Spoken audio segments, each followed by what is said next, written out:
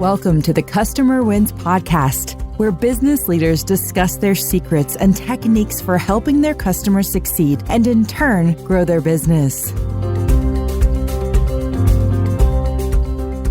Hi, I'm Rich Walker, the host of the Customer Wins, where I talk to business leaders about how they help their customers win and how their focus on customer experience leads to growth. Some of our past guests include Randy Cass, the CEO of Nest Wealth, and Adrian Johnstone, the president of Practify. Today, I'm speaking with Patrick Meyer, Senior Manager, Solution Engineer at DocuSign. Today's episode is brought to you by Quick, the leader in enterprise forms automation. If your sales process depends on filling out forms, especially if you want them electronically signed with DocuSign, then you should be using Quick. We make filling out forms the easiest part of your transaction. Visit quickforms.com to get started.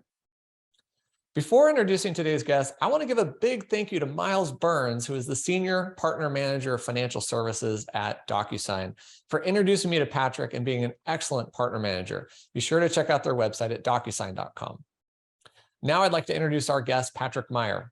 Patrick runs the Financial Services Solution Engineering Organization at DocuSign, while also directing DocuSign's wealth management go-to-market strategy. What's most interesting to me is that Patrick is also a practitioner in wealth management as an executive director of a New York-based RIA, or Registered Investment Advisor. In other words, he is his own customer. This is possible because of Patrick's extensive background in wealth management, first spending 7 years in institutional client solutions at Northern Trust Asset Management, working with the U.S.'s largest pensions, 401ks, foundations, and family offices. And then Patrick joined a boutique hedge fund where he implemented new systems and started working closely with DocuSign. Patrick, welcome to the Customer Wins. Thanks, Richard. Thanks for having me. Been excited for this since you started talking about it.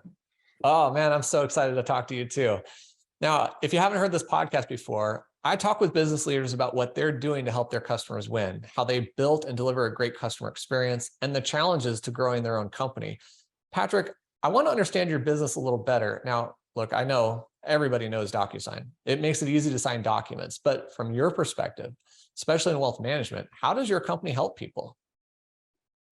Yeah, I think one of the things that we're trying to look at DocuSign is the what happens before and after the signature. So once the long time question that we started thinking about was, you can't really automate much of the agreement process unless you automate or at least allow for an electronic signature. And so, once you make it available that you can sign something electronically, now you've opened this door to, okay, what can we do before and after that? And so, part of what we've been working on lately, especially within like the wealth management space, is, hey, we've opened the door. How then can we help people, sort of prepare these agreements? Obviously, didn't do the signature, but then the things that happened afterwards, move data, some sort of downstream workflow more than likely takes place. And so we're trying to open up that catalog of process automation because, we felt there was an opportunity in the market to go after that. And it's been a big focus of ours for the past couple of years. Yeah, I often joke with people that if you are invested in a sales process, especially as the buyer, like buying a house or something, and you go through all this work to come to that agreement, you're going to do it. And then the last step is you do all of this paperwork, but people don't even realize what happens to that paperwork. And you guys are enabling that. It's, I never heard the term before I came to DocuSign, but we don't even really call the signature part the signature. We call it the signing ceremony. If you've ever been on a demo with us, you hear us call it the ceremony because really it's a step in the bigger event. And so, it's us trying to put that concept into place that, hey, this is a step of the process. Once we've got that, we can get bigger. Yeah. And I know clients want to be able to push data through the system, get it back to their systems. I know you guys have strong integration with Salesforce to pull data back and forth. Yeah, you guys are really enabling a big part of the workflow and the process that people go through. Now, let me go back. Why did you even get started on this path? I mean, think about it. You were in financial services. Why didn't you just stay a practitioner? What made you want to go join a tech solution company? We have these things at DocuSign that we call our Docu Story. And, I was at one point when, we were all in the office, we would have these onboarding classes, and I was sort of doing, like the MC for it at one point. And I would explain this story because it's unique, I think, as to why people find their way to DocuSign. And mine involves threats of felonies and SEC audits. Oh, no. So, yeah. So if you think, like you mentioned, I was back at Northern, and, like I kept running into these issues where, documentation was the slug, and, it was a tough part of the job. And I got really into technology over there, trying to figure out like, hey, how can I help the onboarding process? I got sort of addicted to how do I help the onboarding process, and had an opportunity to go to this hedge fund where I could play a bigger role in, changing their onboarding process and making it easier to invest in a hedge fund. And that was sort of like the goal. What sort of happened along the way is, you have to send out these certain disclosures, Form ADV in particular. And you have to be able to prove that you sent it out. And we didn't have a great way to prove that. So we ended up getting audited. And the auditor was saying, hey, can you pull these random samples of onboarding? It was basically a subscription agreement with a PPM, and then you had to have, Form ADV and the privacy policy alongside of it. And we didn't really have a great way to prove that. And in fact, they pulled a bunch of random customers where we did not have the ability to prove that we had sent out Form ADV. And so as a partner of the hedge fund, and at the time I was the chief operating officer, so I was actually labeled inside of the dysfunction letter. I forget the actual terminology at this point, but it basically said that I had failed to put the process in place, and that if I did not correct it, that I could face a Class 4 felony.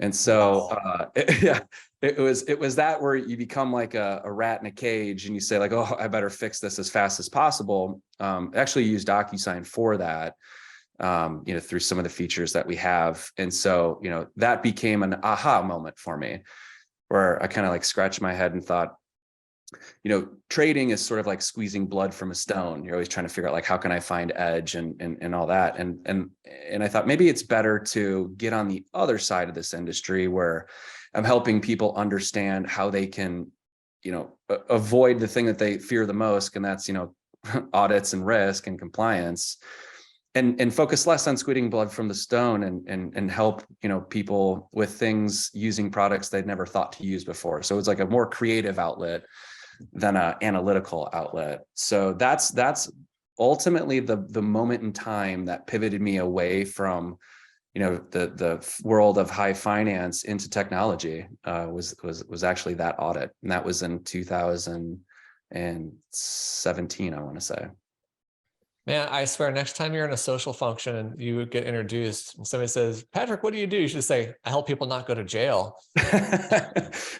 Yeah. I use that story quite a bit because I think, it resonates with the world, the world of wealth managers. But, all true, honestly, it was a very eye-opening experience for me. Yeah. Okay. So then you go join DocuSign. And when you first joined, who did you consider to be your customer? I went to DocuSign with the intention of DocuSign being my customer, really.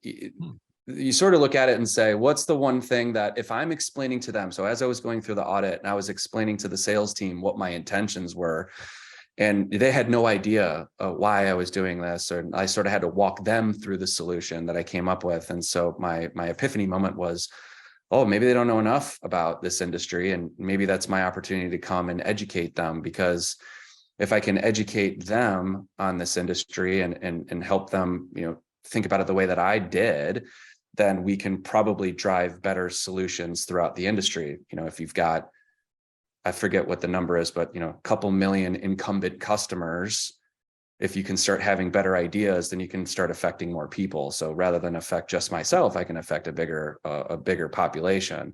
So they were my original customer coming into this whole scenario. I personally have seen the impact you've had, because I've been working with DocuSign since 2007. And I think originally the strategy was just get people to sign documents. And that's mainly contracts, right? And I looked at it from a form standpoint and said, you're signing a lot of forms. You're looking at it from compliance, from the workflow, from the business reasons that wealth managers have to. And you're right. I don't think they understood that back then. So what is one of your favorite customer success stories then? Like, how did you help DocuSign help those customers win, and what was their outcome? I think one of the things that was going on at DocuSign, and it became such a high pattern recognition, is, people want to work with forms, but they don't want to be in the forms management business. And so the Achilles heel that we always had to deal with was someone would say like, hey, can you get the Custodians forms into, the DocuSign package and help us with that, and, the most up to date and everything. And so that was a pattern that was going on. But then, the forms piece is one component of the onboarding package. And, so I know this from, having to do it for a long time. And so DocuSign bought this technology, called CLM, and, it opened up the ability for us to do document generation. And so there was this pattern where customers would say, hey, we want to be able to do our own, agreement, and then we want to pull these forms in. And it wasn't until actually we met that I started to figure out how to do that. But, then all of a sudden, once we were able to marry those two products together, we were able to offer like the full package to customers. And some of them knew that they wanted it. Others didn't necessarily know that the doc gen component was possible. And so, quickly, it was very quickly after you and I started talking that we did find a customer that brought that problem to us. And they said, hey, we got, this internal document that we're trying to put together, and we also need to get the forms right in, a way that we're not going to be managing them. And so, the intersection of that in providing a solution to the customer that, never existed before. And it wasn't like, we had a solution fishing for a problem. It was, like this was a problem that we had to find a solution to, and a customer came to arise to ask for that. That was probably one of the more proud, solutions or things that we've done for a customer within wealth management year to date, or actual product to date. And, it's something that has then been repeated a couple of times over. So it wasn't just a, one and done, but it's actually something that was addressing a hole in the market, we thought. Yeah. And I think one of the fundamental things that's almost funny about this is that you think about, okay, the advisor doesn't want to have this problem, but it's actually the investor who doesn't want to have this problem. We're serving an advisor, you're helping them do better to win their clients, but their investor is a human who just doesn't want to work that hard. They don't want to receive 2 emails to sign 2 different sets of documents for one transaction. I mean, that's just a fundamental little thing. We hear that from, like, who's the customer in this scenario? Is it the advisor? Is it the end investor? Or, is it the custodian? Because I've heard the problem from all 3. Right. We've heard customers say, we just want one envelope, give us a quote unquote super envelope. And then, as we talked, you were like, yeah, it's also a problem for the advisors because, that's the demand from the customer. But most recently, I was talking with some custodians, and they brought this up to us and said like, hey, did you know that this intermediary exists? And, we're hearing from RIAs that, they want to put our forms inside of an envelope along with some other things, and they want to help automate that. And so, now you've got 3 different, stakeholders in the industry sort of saying the same thing. Hard to avoid that, and hard not to do something about that. Yeah. Walks like a duck, looks like a duck, sounds like a duck, right? Yeah. Monty Python. One of the things that I really admire about DocuSign, watching them grow for so many years, is how DocuSign is willing to evolve. So I have to imagine, I want to ask you, as you've helped your customers win, how have you changed, or how has your product or your team changed as a result of what you've learned? We're actually going through a transition at the moment within the org that I work in. We've forever called ourselves, quote unquote, engineers. We pride ourselves on saying we've got this toolbox full of tools, and when a customer brings us, an issue, we can, look through our toolbox and understand what's going on. We think that there's more value though, and the value becomes, can we consult them on what's going on within the industry and not necessarily be, the recipient of a problem, but also the broader thought of, here's what's going on. Can we make suggestions? Can we be more consultative? Some people call that solution selling. I think that, we're not trying to necessarily sell, we're trying to consult. And so I sort of like get away with the idea of the solution selling and think more, we need to consult, customers. We need to sit down with them, evaluate what they're doing all together. It's sort of, becomes more management consulting than anything. And so we're sort of transitioning an entire org to think differently and say, we are engineers by nature.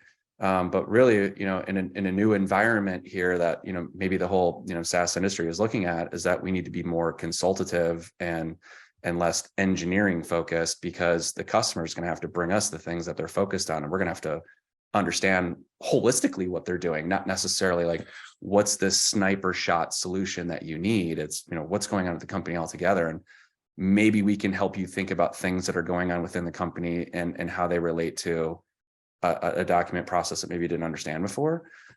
So yeah, I would say that's sort of the biggest paradigm shift that I'm sort of going through right now. Oh, that's great to hear. I often think about how you grow a business. You either acquire new customers or you sell to current customers, right?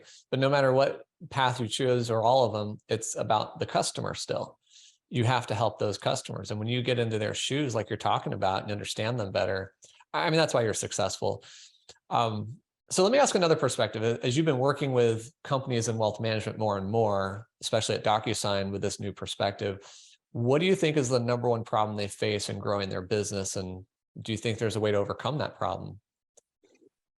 Yeah, I think I'll say two things. There's like a risk component to it, to growing their business. And then I think there's like advisor acquisition. So, at the RIA that I work at, we're constantly trying to bring new advisors over. That's how we're going to grow the business. I think when you ask an advisor to transition from the RIA or the broker dealer that they're at right now and come to your business, as big as the value prop you could offer in terms of, hey, we have more sophisticated investment strategies. We have, people that, have higher pedigree and experience. Their concern is the leakage. It's, as soon as I try to shift from one company to another, I should expect that a significant amount of the AUM that I have at the current company is not going to follow me. And then that's the revenue I'm not going to bring over. And so that's why the onboarding and the streamlining of that, and how quickly we can help an advisor sort of repaper their book of business, if you will, is going to make it easier for them to, I always have this like thought in my head of someone running out of a big wirehouse and hopping in a cab and telling the cabbie, go, go, go, and get to the new RIA. And it's like, that cab is like sort of what we're trying to recreate. And it's like the vehicle of which you can speed away from your current RIA and get to the new one.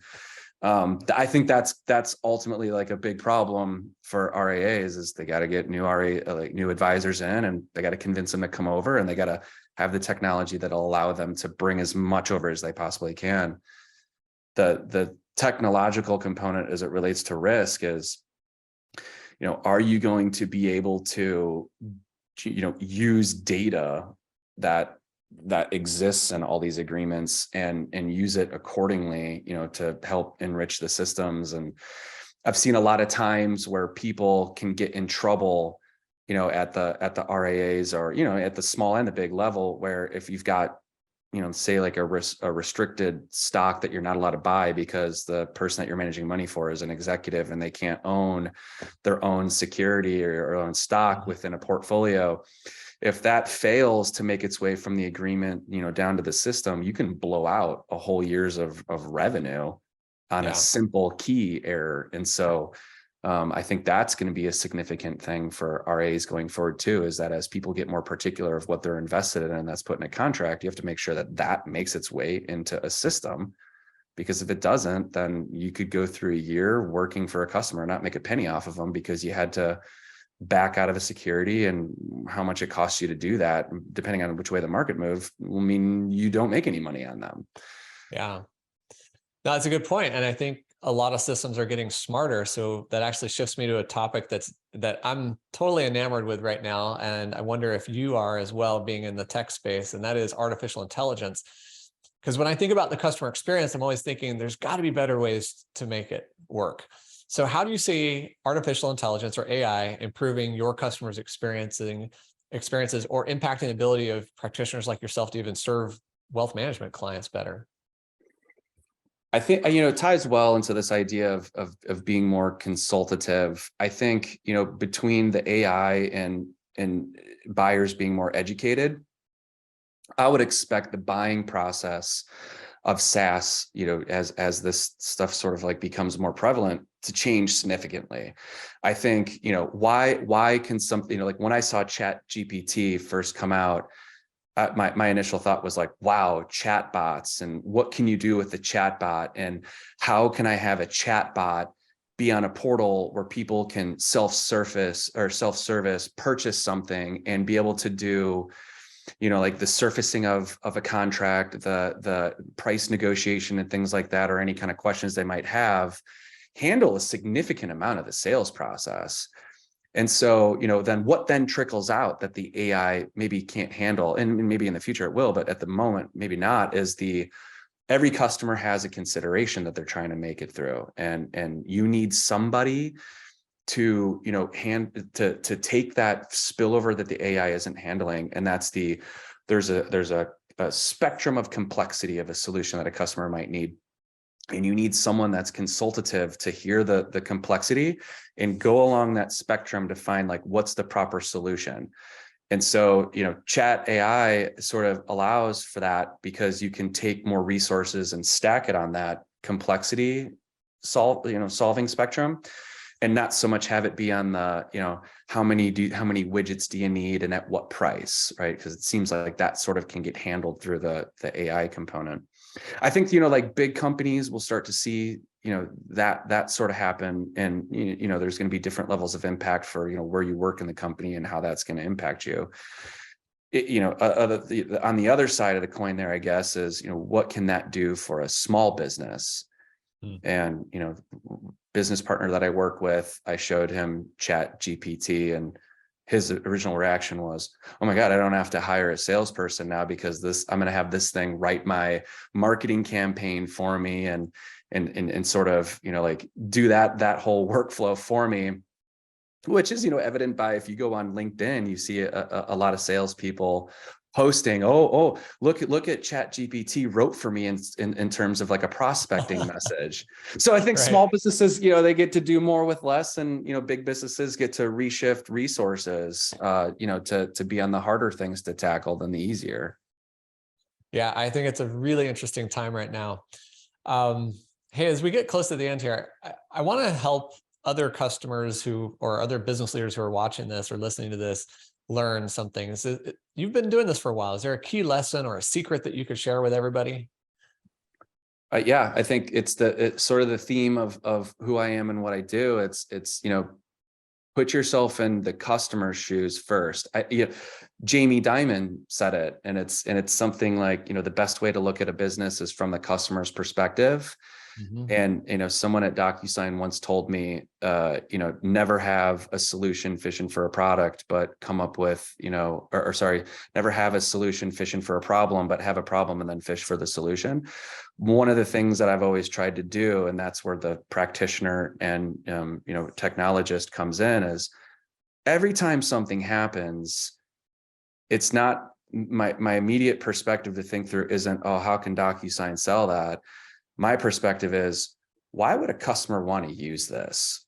How would I use this if I was still, in the business? And so, as I go through these things like, audits, my immediate reaction is going to be like, all right, what am I going to do to solve this? And then I find my way to like maybe something that DocuSign might have. And so that way I'm not trying to force the idea. I'm naturally coming to the same conclusion. And so if you can naturally come to the same conclusion that your customers will, then it's sort of easy to align with their problem because you came to the same problem, I would say. So thinking from their shoes before anything else. Be your own customer first, in other words. That's great. Yep. Hey, as we wrap this up, I have another question to ask you. But before I even ask that, how do people connect with you? What's the best way for people to find you?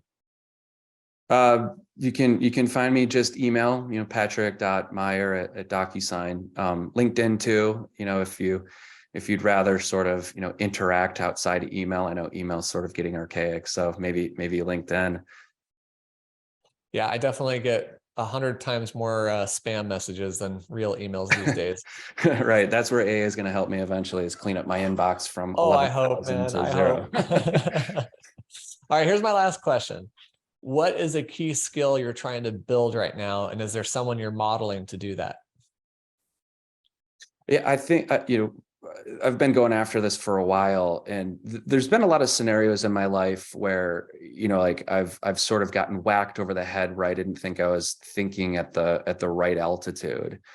And so what I force myself to do nowadays is I call it this thought planing. Like I try to take every plane of thought that I can go through before I open my mouth. And so the skill set that I'm constantly chasing after, I don't think I'll ever master it, is, like what altitude do I need to be thinking at? And then, what altitude is the room at? And can I get myself to be at one notch above where the room is to sort of elevate the entire room's thought? But some people sort of fall into a trap of being too pie in the sky if they do that. And so I think the important skill there is to keep yourself grounded in the details, so that if you try to elevate the thought of the room, you don't become too strategic without the ability to tactically execute on something like that. So what I try to do is say, I should be able to think at the highest thought, but if someone were to challenge me, I better know the details so that I can go toe to toe and rifle down into the supporting data or details, so that I'm not just, an emperor has no clothes type of person, There's some folks at DocuSign that I look at that. There's a lady by the name of Leah McTiernan that's a couple layers above me, but I've always been impressed by her ability to, have sort of like a high altitude of thought. But if anyone sort of asks her to back it up, it's incredible the level of detail that she can go into and that she's been paying attention to and through some of like the lower level conversations. And so it's sort of like that. When I saw it, was, I was immediately like, oh yeah, I mean, obviously that's a great skill set. I should do that. So I would say that, like, it's been through like observing her and sort of her career over the past 5 years that allowed me to see that was something that was worthwhile to chase down. Man, I really admire people like that. And I really value that skill set. In fact, you're inspiring me to take that back to my team and challenge them to do that. Right. There you go. Bring the level up. There you go. Hey, I want to thank Patrick, the Senior Manager, Solution Engineer at DocuSign, for being on this episode of the Customer Wins. Go check out DocuSign at DocuSign.com. And don't forget to check out QuickForms at QuickForms.com, where we take the work out of paperwork. I hope you've enjoyed this discussion, and we'll click the like button, share this with someone, and subscribe to our channels for future episodes of the Customer Wins. Thank you for joining me today, Patrick. Appreciate it, Rich.